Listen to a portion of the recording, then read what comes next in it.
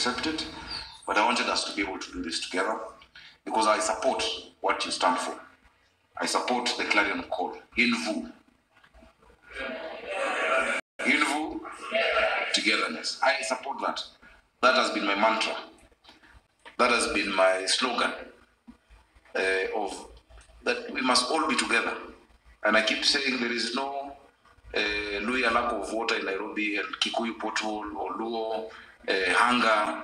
All our problems are the same. Nairobi is that melting pot of all our communities, and that unity, that togetherness remains our marching anthem and our clarion call. I've visited your offices a few times.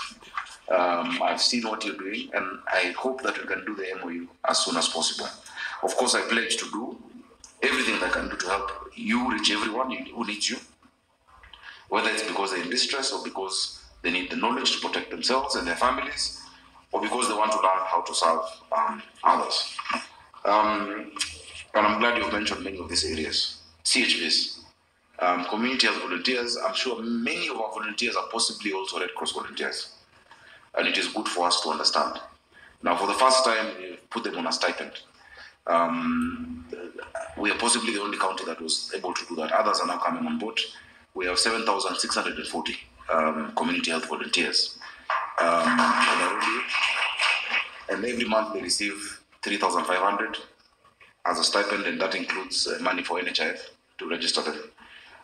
We are taking that up to 5,000 because we've agreed with the national government that they will support at least 2,500 throughout the country to pay them. But for us now, we will increase. We won't say that they've covered our cost. We will give them a bit more and make it actually 5,500 so that we pay for them NHIF. If you just give them the cash to pay, they will not pay. Yeah, so to pay for them NHIF. Now, when we were at COG, PS, you remember, there was an argument whether to call them volunteers or workers. And one of the governors said that when you call them volunteers, you are diminishing them. These are workers and they offer service. And I said, no. Volunteerism is a good thing. It is something to be respected. It's an honorable thing to do.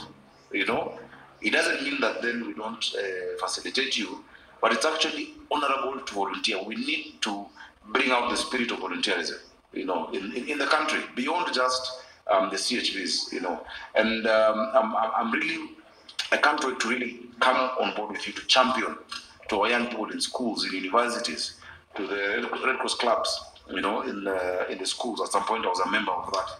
And let people know the value of serving others. You know, the Bible says, consider others better than yourself. And it also says in James that true religion is this, taking care of widows and orphans at the time of distress. That is a true religion that is blameless before God. We must encourage volunteerism. We must encourage people thinking about their neighbors. We must encourage, you know, looking out for each other. We've become competitive to a fault. People no longer care about others. If you see how people drive, you know those are not Red Cross people. Because when you think about yourself only, what kind of society are we building? And so our CHVs we will support. We will support your volunteers. I've had the request about one of the facilities. I think we should wait for us to build new ones. We're actually building new ones, so that we're not removing from some people and giving other people. But we can innovatively see how to create opportunities for those who are volunteers. If someone has volunteerism in them, even when they leave that, you know,